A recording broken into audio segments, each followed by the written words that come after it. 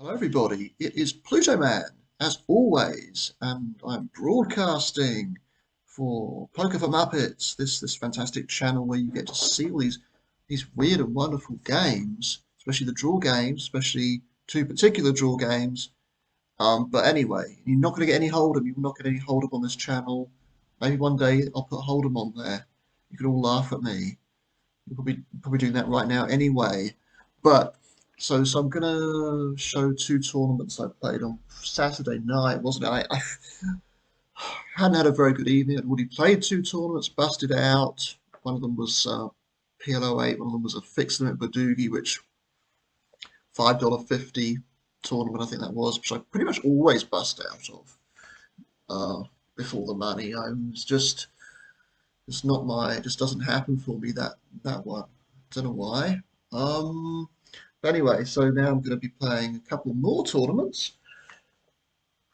Um, and this is single draw. You've probably seen quite a bit of single draw on this channel already. If you've watched it, if you're one of my many followers or subscribers, or what do you even call these things? I don't even know. So I'm supposed to tell you now to click the bell and hit subscribe and click like or something like that, aren't I? I'm supposed to do that now, aren't I? Okay, well, do that then if you feel like it. If you don't feel like it, you don't have to. So anyway, this is what happens, right? Um, okay, here we go. Okay, so what do I have here? Under the gun. No, I'm not under the gun. What am I saying? I'm in the small blind. I'm in the small blind. And I decided to draw two here. I decided to draw to the 8-7-3, which can withstand some action. Part of that is because there's this green guy here. And if I make an 87, I think I could sort of stack him. But anyway, I hit fantastic. Look at that. I hit two queens. So you always want to hit two queens in this game. So my rule is I need to bluff, usually, after you draw two, when you hit a big pair or something worse than that, even like two pair or trips or a straight or something like that. So, because otherwise, if you just hit the top pair, say if I hit paired my 8, paired my 7, and included that in my bluffing range, then you'd be bluffing too much. Because when you think about it, you're not going to be betting for value that much when you draw two either. So here I do hit a big pair. I hit my queens, pair of queens. So I decide, you see what I decide to do now. They draw 2 and 1. I decide to bet, not far off the size of the pot. Unfortunately, I get called. And in fact, they both call me, and the 10-9 takes it down. Okay. Next hand, this is a bit different. I've got a draw to a 9 to the 9 perfect. So that's certainly a pretty decent draw. Just raise it up this time I am under the gun. This guy's short too. So I hit my absolute best card. Decide to bet about, what, 2/3 of the pot? Yeah, 70% of the pot. And I get a call. I always think, oh, could I have bet bigger then? I don't know. Another good draw here. I've got a paired juice that increases its the value of the draw a little bit. So just get a little bit of money in here. This Tawimu is likely to call me with a lot of stuff. He draws one, I draw one. Unfortunately, I only hit a queen. You draw one too. And then I know what happens here. I remember this. He min bets, doesn't he? Min bets, or close to min bets. It's not actually a min bet. It's a tiny bet in relation to the size of the pot. And he had a jack eight. I just thought, just for curiosity, see what he actually had. So he just had me beaten there. Now this time, what do I want to do? I'm just going to call here. Try and shoot for the moon, a 7 or an 8. 9, I'd be fairly happy with 2. Although 4-way, it's a little bit iffy, that even. So anyway, let's see what happens here. I've lost a little bit of ground at the start of the tournament already. So he just pats, and look, I hit an 8. I hit number 7. That's the 7th best hand of the game. Oh, so he just pots it, and I decide to go all in here. It's fairly unlikely I'm going to get beaten, but it'll happen sometimes. He'll have a top 6 hand. He didn't, though. And I'm lucky there. He's very unlucky to to lose with his pat number 12. I had number 7. So I get a double up there. Now I felt like maybe I should have three bet there. If someone calls, someone raises, then calls, then I will definitely, I normally will try and squeeze there by raising to, I don't know, 350, 400, something along those lines. I mean, I think in a cash game, I'd bet even, I'd go bigger, but in a tournament, I think you can size down a little bit. Well, he's not sizing down there, he's going all in. Seems like probably the right thing to do. Oh, but God, he gets called. How? Oh no! So he's just getting so unlucky here. And this arsenic guy, look what he's got. He's got a straight. So I've got to put him as DKR. Doesn't know the rules. You find it's amazing how many of these you see who, he's got a straight.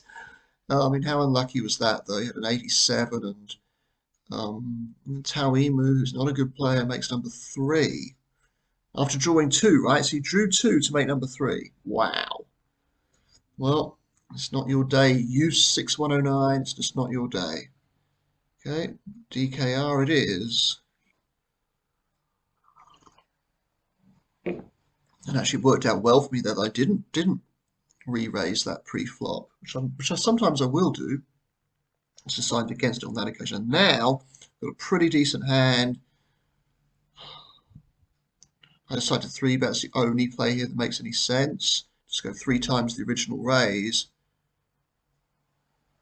And then he pots, he shoves on me. Now I do have him covered but then we go 3-way. I was going to fold to the original shove anyway. It's a no-brainer shove now. The reason why I wanted to shove, I wanted to fold. I decided to fold there, and I would have done even. Given what I know about, I don't think you're crazy. Is that I had 10, 7, 6, 5, 2, I think it was. That's right. Yeah, okay, so I've got 10, 7, 6, 5, 2. I unblock a lot of stuff that there are a lot of hands. There are a lot of these types of hands, like a 98, especially. I don't have a 9, I don't have an 8. It increases the chance he has some kind of 98 in his hand, something on those lines. If I actually had a 98 myself, I might well have called. Although what I would have done with this other guy, when the other guy just does what he does, then I'd have had a real tough decision on my hands. Because if you have a 98, then you unblock the tens. If you have 98762 or 98764 even, the worst possible 9, you unblock the tens, hands like this. So see what actually happens here. Did I make the right decision? Maybe I didn't. I mean, that's certainly happened in the past where he shows up with some worse 10. He's got a draw, he misses his draw, and I would have had a ton of chips and bounties and God knows what else.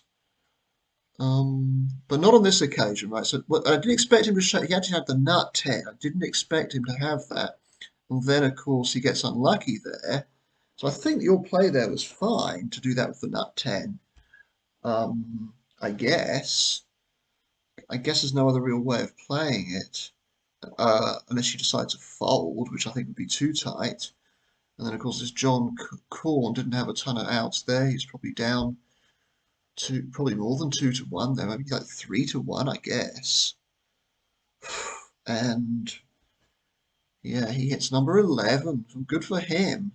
He gets chips up to more than 9,000. This guy, unfortunately, bites the dust. Well, can't all be like him.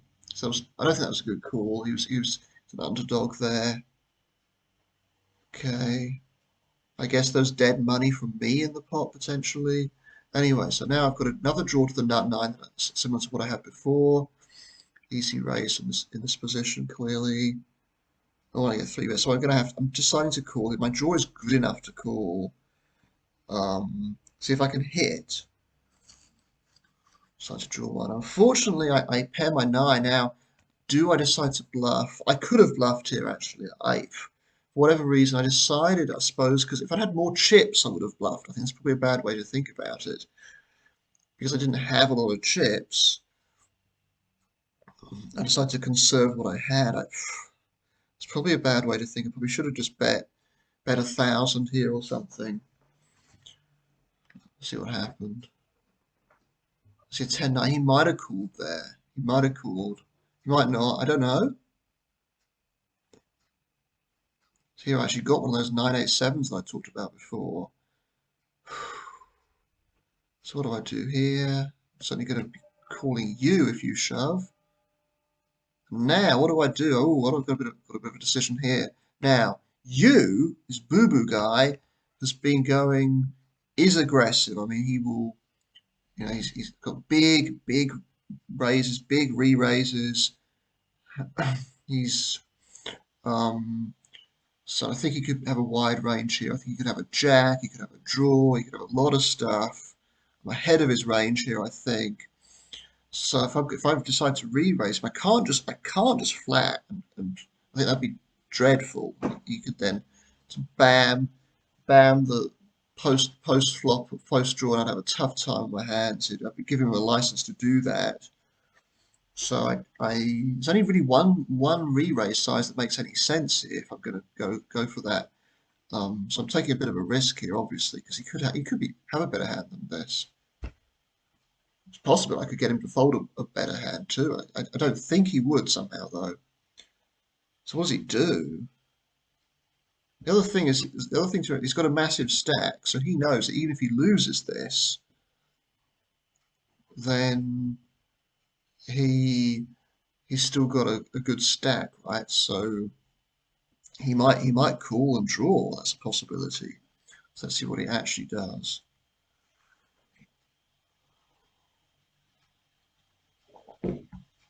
Thinking about it, he folds, and I'm fine with that. Chip up a bit there. Now this time I've got a better hand. It's significantly better. It's the best 98, right? No, it's not. It's not the best 98. What am I saying? That'd be 98432. It's one of the better 98s though. 98, so 98's are your rough nines, but this is one of the smoothest of the rough nines. So you've got 984, so 98432, 98532, 98542, 98543, 98632. So I think there's something like, there must be 19 different 98s, so I've got that right. And this is, I think, the fifth best of them or something. So it's certainly a bit better than the one I had previously. So I'm going to be stacking off a fair bit here. So let's see what happens. I'm not going to be folding a lot pre-flop here. Folding pre-flop is probably not going to happen. It takes something a little bit crazy for that to happen here, I think. Oh, but then something crazy happens. He raises. Now, he is aggressive. I've seen him raise a lot of stuff. It's a fairly large sizes, but he's gone to 20 times, 20 big blinds. Haven't seen him done that. I don't think I can recall him doing that before. So if somebody does something that you've never seen before, that's completely alien to what you've seen before, to you, alien to me, then it kind of makes me think, like, what the hell? What the hell could that be? Still a lot of hands that beat this, right? So I think I decide to fold here. I'm pretty sure I do.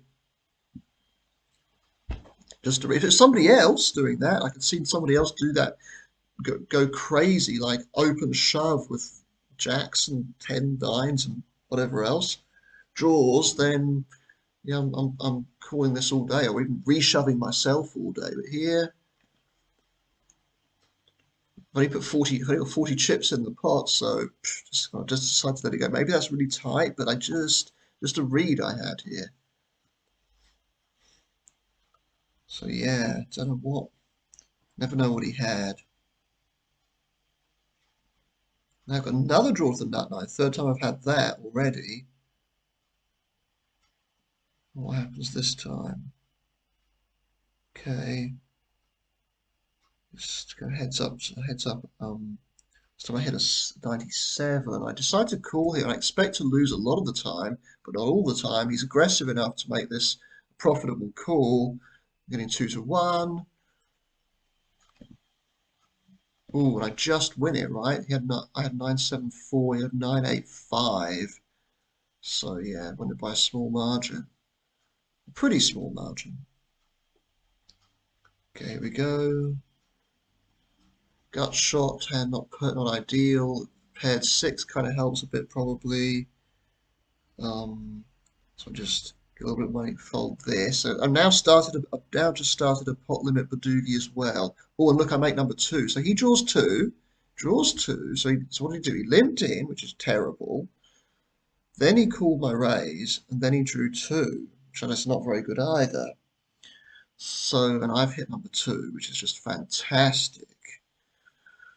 So I'm just going to bet this.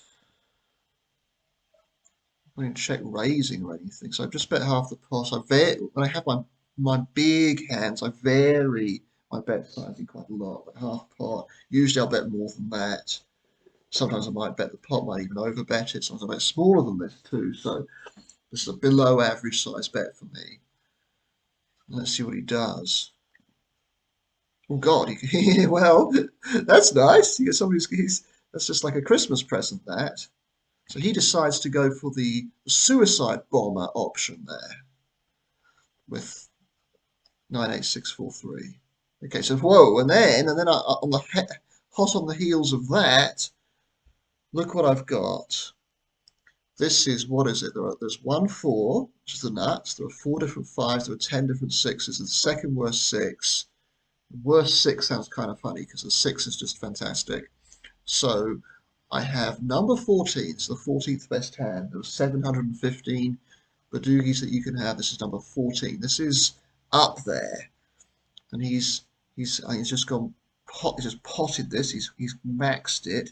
I decide now. I think I should have raised a little bit more, but I don't know. Well, I get a call, don't I? So how much do I raise to there? So I raise goes to 444. I don't know. It's possible I have a draw here as well. I might play a draw this way, raise that sort of amount. Anyway, 555 this time, just over half the pot. See what he does. Or he just shoves. Oh, okay, this is interesting. Now, occasionally he's going to have me beaten, of course.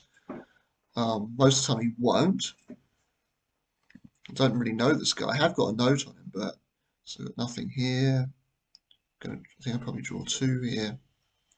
Okay, so pretty happy with my hand. My my six badugi. That's interesting. So I had a 10, 9, and he only had a 10, so he went a bit nuts there. Not sure I'd have done that with a 10. I might have done, but I don't know if I'd be happy just to stack off with that though, like he did. Okay, so I overlimped this. So I think I just checked down that 10, 9, 8. Right, now what do I decide to do? This was an interesting one. What do I decide to do here? So I just had ace two, so I overlimped with going. I think we went seven way to this draw, which is extraordinary, isn't it?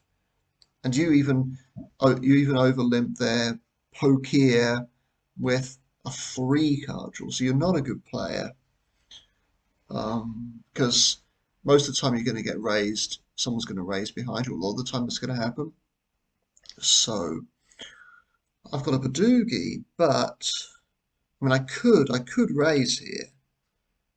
There's a chance that I'm behind already. It's a possibility. If I'm not, well, I don't know. I think, but I actually think my best bet here, like literally, is to call and draw to the 10. Get rid of the 10. Break the 10. You know, not too often you want to break this hand, but this is I think one of those times, and you get involved in a multi-way pot. Then just, as I say, shoot for the moon. Go for the three of spades, five of spades, six of spades, seven of spades. Sort of hands I'm not ever going to be folding. So, uh, here we go. So what I actually, so I do, I just call.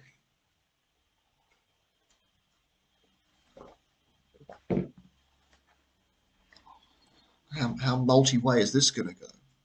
Five way now to the second draw. heck? We're going to run out of cards. See that occasionally.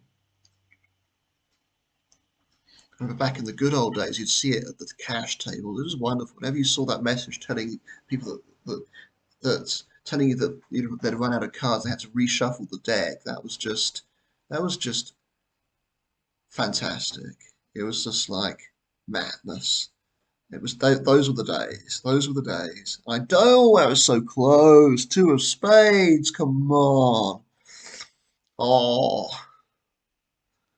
yeah, that's just what is that bet? That's not even a bet. That's just a I don't know what you call that. Betting 30 into 360. So 180. That's a proper bet. It's a small proper bet, but it's still a proper bet. What do I do here? I think I'm going to have to call.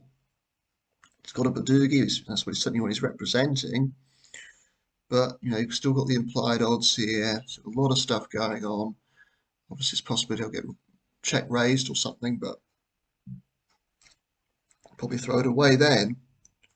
Well, I just want to see this as well. How multi-way will we go to the last draw? Oh, hang on. Let's have a look.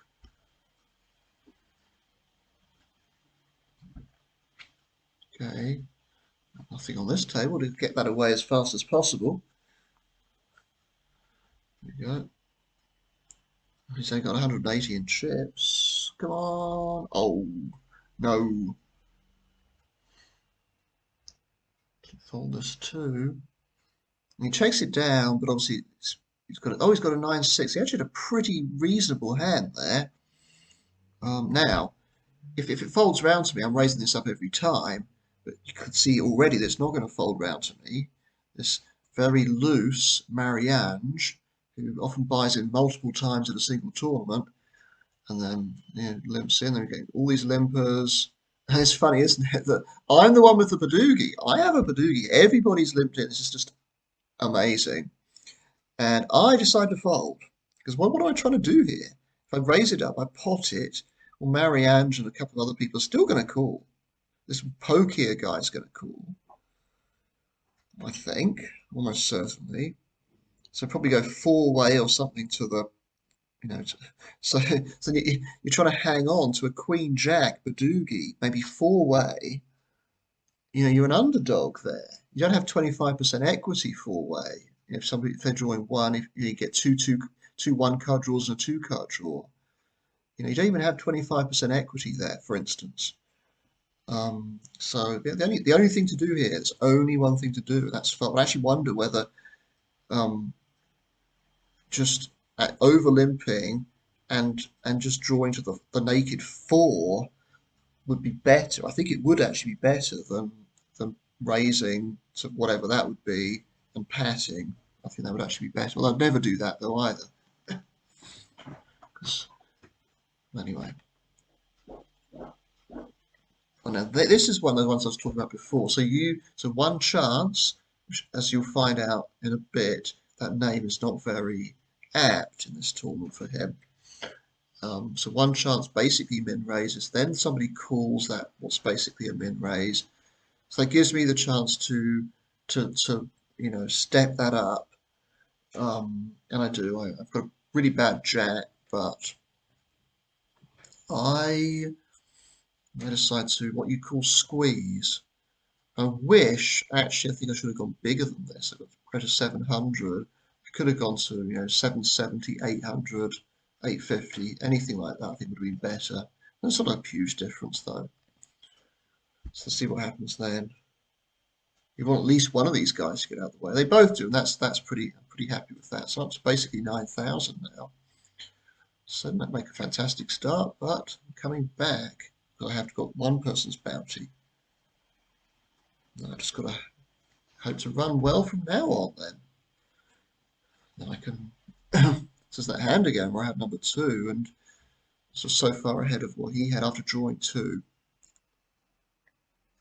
So I have a note, a weird note going back to going back to January. Awful raised shove. Yeah. After 1-2, so he drew two.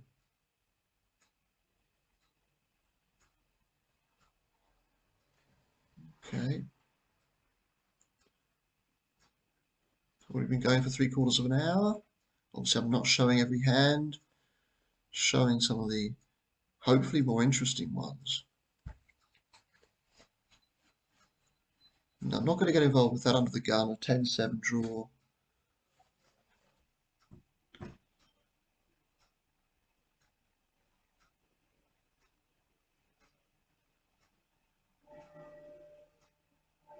Ooh, ooh, ooh, going off here. Calls. He's going to draw. No, he doesn't. He doesn't. Oh, and look at this. Zoltan. That's just fantastic. Draws one, makes his full house. Whoa, makes his full house. It just looks so pretty, that hand. So you've already had someone make a straight. I think it was a king high straight. Now he's got eights full of jacks. Isn't that just wonderful in this game? And the guy with all the numbers makes number three. Did he have Pat number three? I think that's what he had. How? Wow. So it's just a thing of beauty, that hand. So he's DKR, that guy. Put him Zoltan as DKR. Doesn't know rules. Draw three. Don't quite make as spectacular as what you did. I have a pair of eights, but not all the eights and jacks. So I'll just let that go.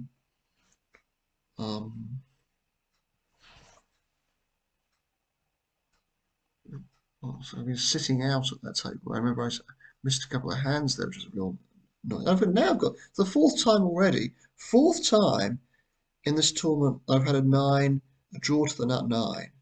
Wow. And I make my nut nine. Second time I've made that hand so far. So I had to bet 60% of the pot. When you get any folds. Okay.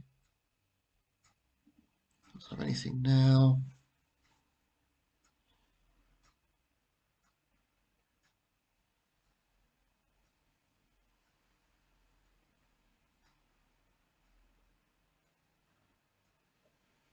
Hold this. One chance is going for these small 2.2 times raise. That seems to be his preferred raise size. So he's green, he's DKR. Okay. Now what do I decide to do here? What do I decide to do? Let's see. So you just call.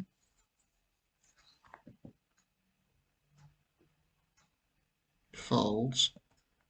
And I don't know what to do here. I think I decide to draw, and I don't know whether that's the best, because I think I don't have as many outs. So it's possible, I don't know what you had there. I might find out. Let's see if we find out what you had. It's difficult though to not to do for the best here. Ah dear, I'd have to fold because he's not going to be bluffing there, or he's probably just got a pretty ropey pet hand. So that's after that, should I have kept the jack? It's like, should I have kept the jack? This time I decide to raise it up. And I don't know what to do here. Whether I should just out of position. I should have gone for bigger than that for sure. I think that's a mistake. Out of position, I need to go for like 600, 550, something like that. What do I decide to do? Do I decide to get rid of the...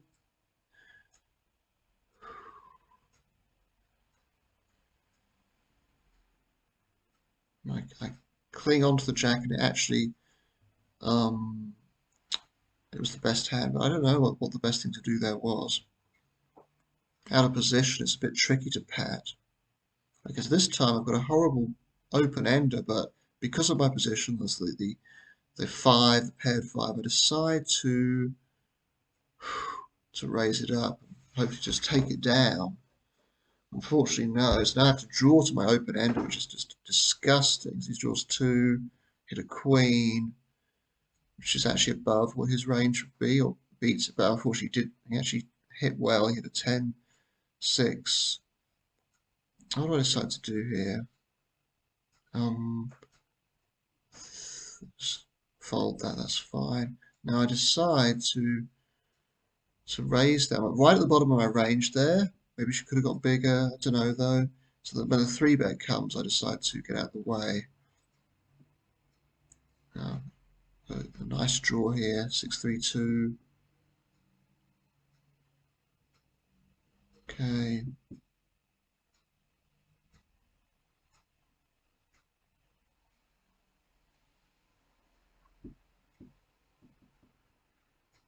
$700. Whoa, nice. I decide to fold here, I think. Oh no, I don't. I decide to call.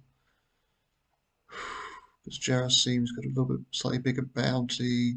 I have a straight here. He's got no. He draws two. Jarasim draws two.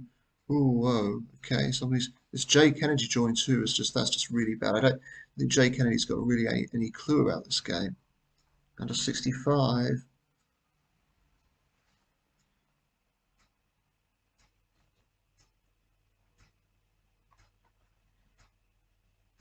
Might not have a clue, doesn't help, doesn't stop him from hitting an 8 on the last draw and winning that massive hand. Wow.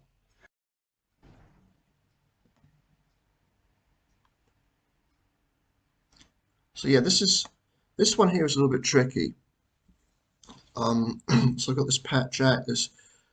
I mean, specifically with this hand, what do? You can't possibly draw because I've got an open ender underneath my Jack. Like you can't fold. I mean, what can you do here? You can't draw. So you can't draw one. You could do something like draw to the 8-7-6. Just ignore the fact that you've got a jack. Or you can do what I decide to do and go for a fairly big raise, try to get some people out. So that's what I attempt to do here. Let's see if it works. Probably is the best thing to do. Unfortunately, I get two calls. Didn't really want that, did I?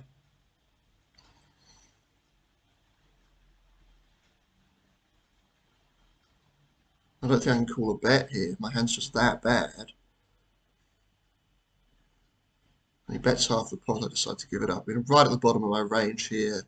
I mean, I guess I could have Jack tens there as well, but anyway. So this hand is interesting, right? So now I've got a really big 10. And he's just min raised. He's gone for his 2.2 times raise, which seems to be customary for this guy. So I 3-bet.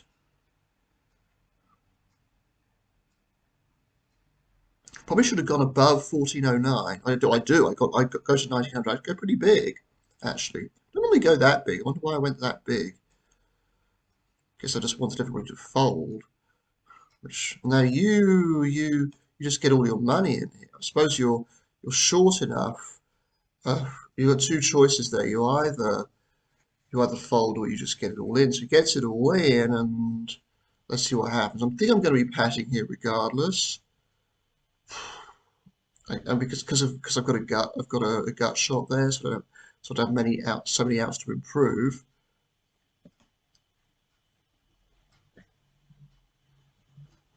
So anyway, draws one, and unfortunately he hits. And I could have had his little bounty there plus 11,000 in chips.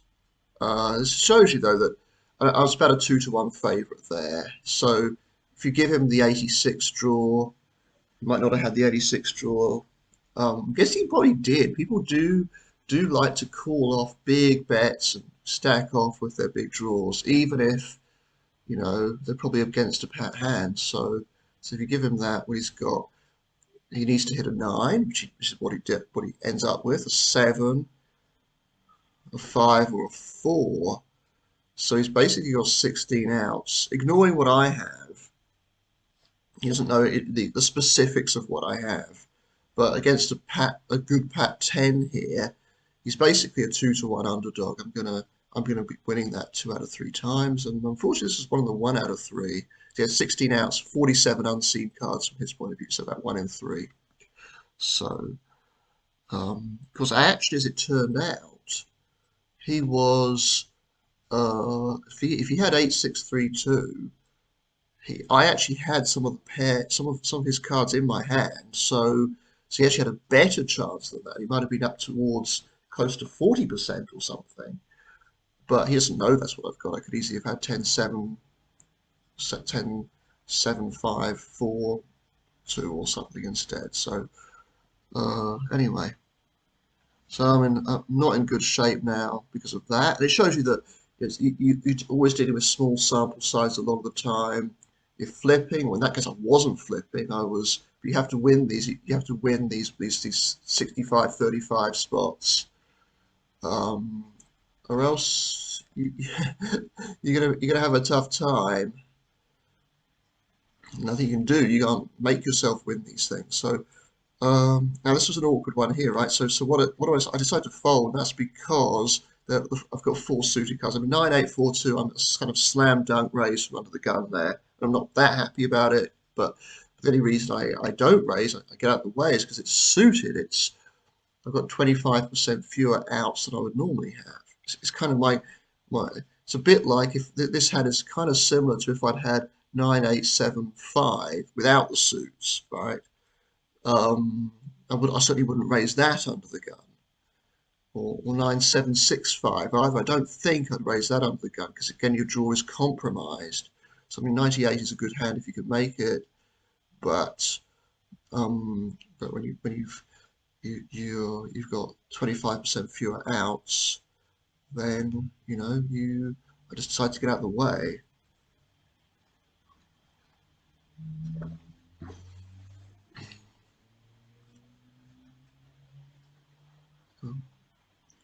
Now this is an interesting one here. Now I've got a two-way hand. I could decide to ditch the jack. If the pot was going to go multi-way, so I raise it up and I get three callers or something, then I'm going to ditch the jack here. Shoot for the moon, but we'll see what happens here.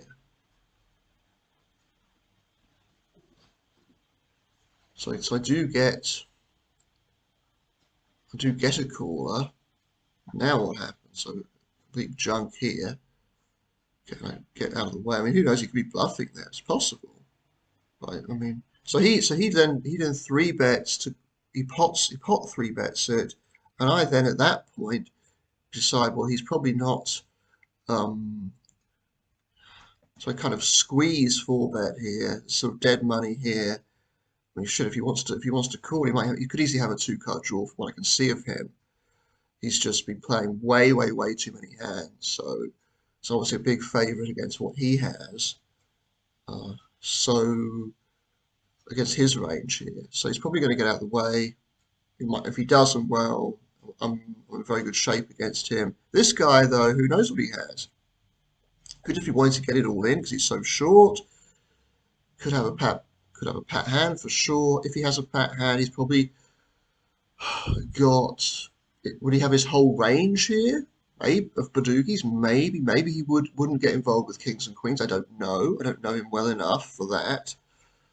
But I'm ahead of most Pat Badugi, so let's see what happens now. Um, so he does fold, this Kennedy guy, and then he just goes all in. I decide to pat this. I'm out of position. I don't know that he's going to be pat. He might not be, but he is pat. He doesn't sort of really hesitate to pat that. So now I'm thinking probably going to lose, but they're probably sort of strong enough that I feel like I can just break. Got two draws to beat a jack. My chance of doing that are much smaller than the chance of, well, significantly smaller than the chances that he actually has worse than a jack. So I hang on grimly to my jack and see what happens. Early has a 10, right? No surprise there. So again, I'm not going through, not having a great time of it at the moment.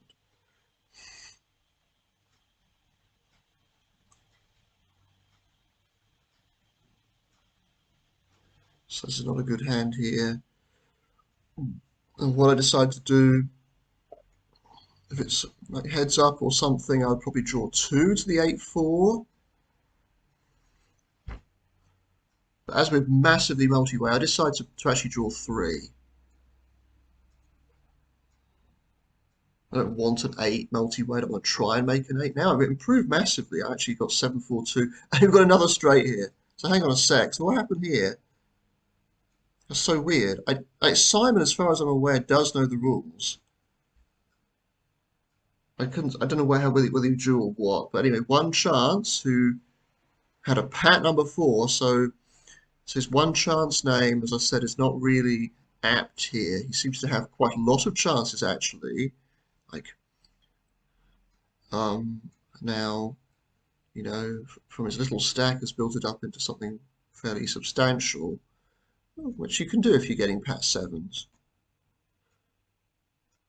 So I don't, actually, the funny thing is here, even though I hit so well, I go from just a naked 4 to a 742. I mean, I could call here if I'm going to get everybody to call behind me, but I don't know. So I decide to fold because my position's so bad. I fold this. Now, do not raise something like this because if you're doing that, you're raising too much. So now I don't have any chips at all. A little bit later, a couple minutes later, I'm down to 2,100 after I put my big blind in. It's really not much fun now. This trade, and he just goes all in. I have to fold, obviously. Pow, he's going all in a lot. So it does mean if I have anything decent, I'm going to call him. You go. Chief Sam goes all in. Join 2. I mean, God, you've got absolutely no clue. Absolutely no clue there at all. Don't know what. The weird thing is that I mean, it's a little bit risky what you're doing there, going because you've got this one chance guy and this James guy behind you. And if they call, well, I'm not liking my chance if I'm Pow. I don't know that he really cares about that. Never seen Pow before. Anyway, but if this Chief Sam drawing 2, I mean, even in 5-card draw, that would be completely insane. So this is the weird thing, is a lot of people are kind of playing 5-card draw, but playing very, very bad 5-card draw in this case. It's really weird. Not that I'm no expert on 5-card draw, by the way. I just from high, I've got no real. I haven't played much of it. Maybe I should try sometime. Anyway, so look what I've got here. This draw is good enough in this position. Oh, so I think there's only one thing to do here. So I get this raise, I get this and call. So there's only one thing to do here, and that's to just shovel my stack in. I've got duplicate 5, which helps me a little bit, reduces the chance that I have a good hand. I don't expect to get a fold here. It's the last thing I'm expecting. I don't improve, unfortunately. And I'm a bit shocked when I return to this table and see that I've won this pot uncontested. It's like a massive surprise. Never would have expected that for 1 minute.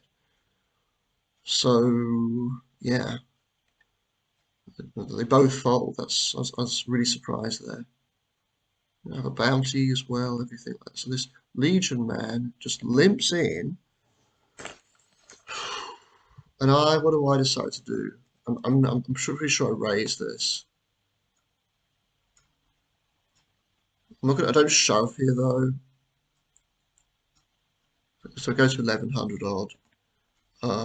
So over 4 times, which makes sense when this guy's limping in.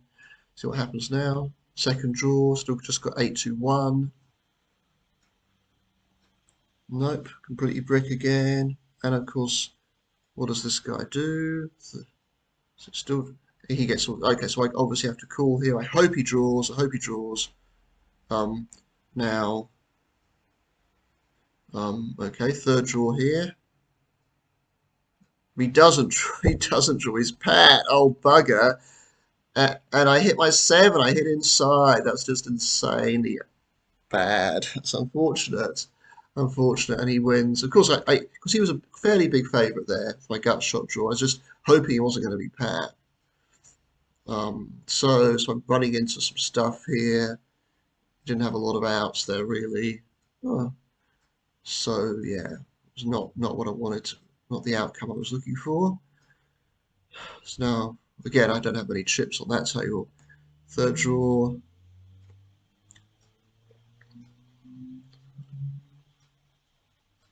still don't improve.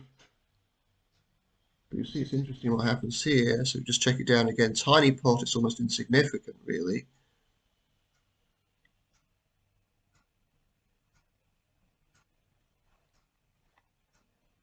So just again, he's shoving, which again, we've got someone with 9,000. I don't know. Don't know, man. Don't know, man. Not quite in this position. And now I'm thinking, it says Pluto Man wins the pot. Like, what? How do I win that pot? How did I win that pot? I had 8-2-1. That's really crap. So what did he have? What did he have? He had 9-7 ace. So he drew three times. He had 9-7 ace. He called my raise pre-flop, and he had that. I mean, I guess he might have started with that. He might not even started with that. That you've got to fold there. It's just so bad. That hand is so bad. The fact that you can easily make your hand here, your badugi, still lose a big pot. It means only one thing to do that, and that's fold, fold, fold. So he's a fish. This guy, honestly. There's no point in me betting or bluffing or anything there. I mean, I had some show even with what I had some showdown value, I suppose. Um, the main reason I didn't think about bluffing is because I just thought he'd call me with a lot of stuff. From what I've seen of him so far.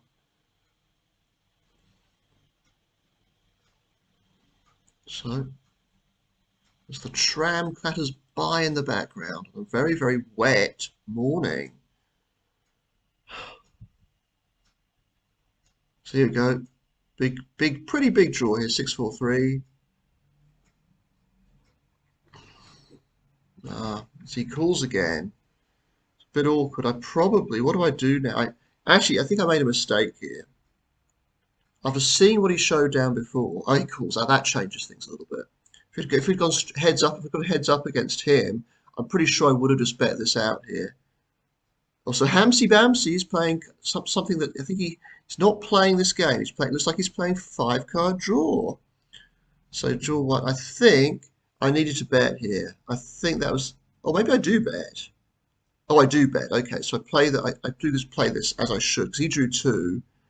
He drew one, and he thought, okay. So I do take it down. Okay, that's nice. I didn't think I didn't think I bet there for some reason, but I did. So I'm glad I did that. So it's really important to. And then you've got Garage. What did he? None of this. So this is just hilarious. This is hilarious, right? So Garage, he didn't just like this is just the biggest WTF you could even imagine. So Hamsy Bamsy, like the name, sounds fun, doesn't it? Say Hamsy Bamsy. So Hamsy Bamsy sat on the wall. He got he drew two, presumably to the trip seven. So well, God knows might have even drawn to the flush or something. I mean, God knows. And then you got Garage who didn't draw at all. I mean, like what? I mean, this is a 330. It's a 330 tournament, right? It's 330. It's not $11. It's not $55 or anything like that. It's not dealing with huge sums of money here. But if I'm playing any game, I like to know what the rules of the game are. Um, I find it very disorienting in any game not to even know what the rules are. It might just be how I operate. I'm playing some kind of board. Oh, couple of years ago, 3 years ago now, it's 3 years ago, getting invited to a board games evening, and it was a really weird game, and the rules actually kept changing. Depending on what card you drew, the rules change, and I felt really I didn't like I thought I didn't like this. I didn't know what the rules were all the time. Like come on. And I couldn't figure out what the fuck was going on, if I'm honest. First time I'd ever played it, and that game didn't grab me.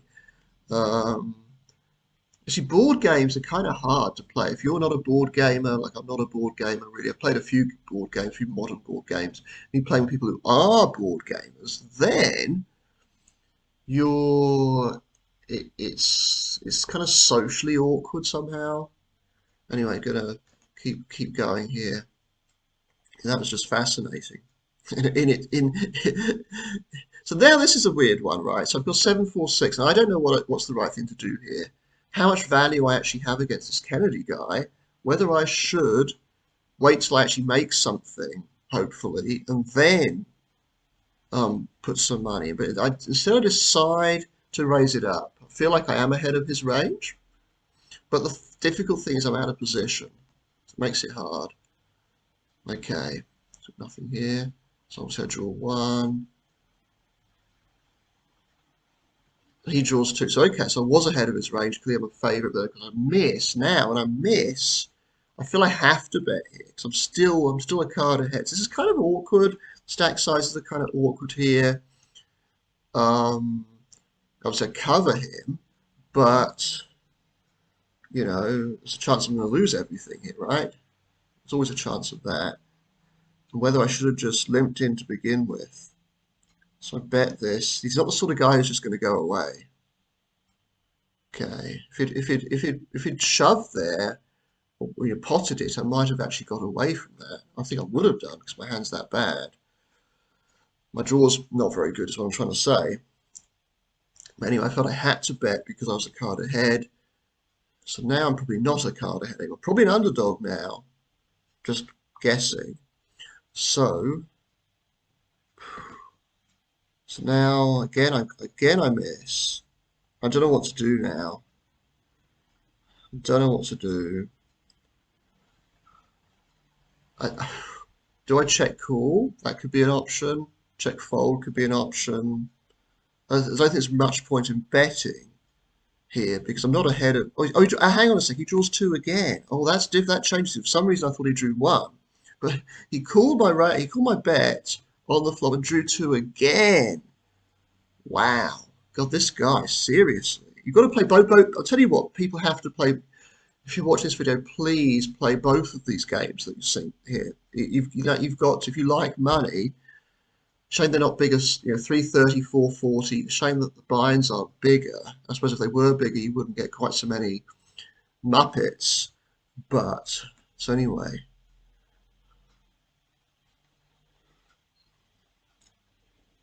I bet, 3/4 of the pot. And unfortunately, he just gets it all in. I draw, I miss. He's probably got a better draw than me. If he draws one, yeah, he's probably got a better draw than me. And of course, he actually hits a badugi on the river. Guessing he made 3-2-1. So I'm guessing he had ace-2 or ace-3 or 2-3 to begin with. People overplay those hands. So I don't know what I could have done there differently, apart from maybe pre-flop just limping in or not raising it up with that hand. But I felt that his range was that bad. I probably am a favourite there. And of course, if I hit my 7, or then I'm going to win a big pot there. So unfortunately, he gets the pot instead, more than 5,000. But I am crippled. I'm absolutely crippled here. 1464. Isn't that fantastic? Okay. After having over 6,000 at quite an early stage. So I get all my money in here. That's the only thing to do with the draw that's as good as this. The only thing to do makes any sense. And I get called. Oh God, so garage. I don't understand what you were doing with your kings before. So I've got no idea if you know what the hell's going on or not. It's really weird. Anyway, I hit okay. I hit a 10. What does he do? It draws 3, right? That's just fantastic again. We all like seriously, drawing 3. That's just, you wouldn't believe it, would you? Drawing 3 there. Okay. That's just wonderful. And this garage guy, what does he do? He draws 1. So I'm not too worried about Pete Soto. He probably doesn't even know what he's drawing to, what he's trying to achieve here. So pretty sure I'm going to beat him. Now, what about this other guy, though? Am I going to beat him? He might have hit. Or he gets. So he then bets his 2 pair. He's hit 2 pair there. Garage hits number 7. And I'm out. So that all went pear-shaped very, very quickly. That's all it did, didn't it? All you know, all kind of things kind of conspired against me a bit there. And that will happen. And this is the thing, you're dealing with small sample sizes. You need to play this. You play hundreds and hundreds of tournaments to get a really good idea for all of that stuff, that noise to even itself out.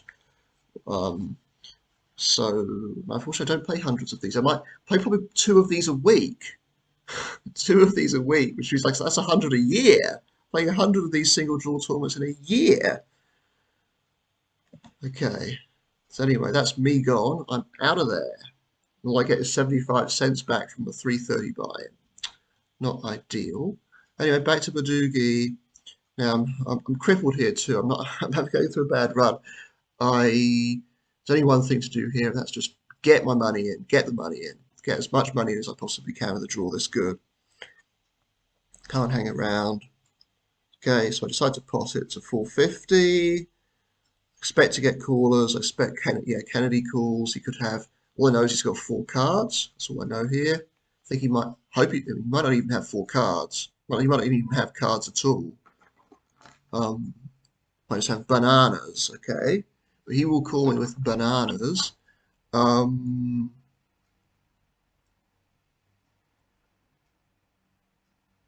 okay. Oh, so again, I'm hitting the pair. It's a little bit frustrating, but I can't back out now. I'm totally committed. And okay, so he's hit. Looks like he's hit a badugi or something. I mean, good. Could just be. Might just even have a good three-card draw, but three-card hand. He's probably got a badugi. And let's see what happens now. I just get all my money in. Does Kennedy call again here? Just more than that, he raises. He gets all his money in, right? He gets all his money in. Isn't that just wonderful? So I've really got to hope I hit and hit something pretty decent. Because PJR's really got a pretty decent badugi here. Who knows? You could have any sort of badugi, really. Again, again, I hit the diamond that pairs my. So probably here I should keep the diamond. That's probably what I should do. I should probably have kept the diamond because I've seen two more diamonds hit, low diamonds, as opposed to spades. I probably should be keeping the diamond here. Sometimes I struggle with this is knowing the optimal card to discard when I make a pair. It's my short-term memory of what cards I've seen is not always that good. Anyway, I do decide to, and I'd hit another diamond on the last draw, and it's probably not going to be good enough. We'll just see though. Oh, and it is good enough. I've been quite surprised. So this green guy here, which is he had a big three-card hand. Unfortunately, he decided to just shove. How bad is that? Probably not good because you're still an underdog there. You should just be calling there, I suppose. At best, or at most, you should be calling. So anyway, I somehow I survive. Somehow I survived. I did not think my 10 was going to be good enough here, but it was. Look all those. Look how many of those. You've got the three of diamonds. All these diamonds are dead there, aren't they? But presumably those kind of mid-range diamonds were alive. But live. So anyway, I survived. I've now got 4,000 odd, and just over 4,000. Whereas Kennedy's finally gone. And that's it. Obviously, I fold this, and somehow it's now about 25 to 12. I was expecting to be able to get off to bed at a reasonable time. Instead, it looks like I'm going to be playing a little bit more after being fortunate enough to hit that. So let's. Well, that's the end of this part then. So there is going to be another part to this little very very mini series, I must say. And yeah, I'll be back very soon with that. So I hope you enjoyed this part. Hope you thought it was fun, enlightening, or something. So I'll be back soon with the second part. Okay, have fun, everybody.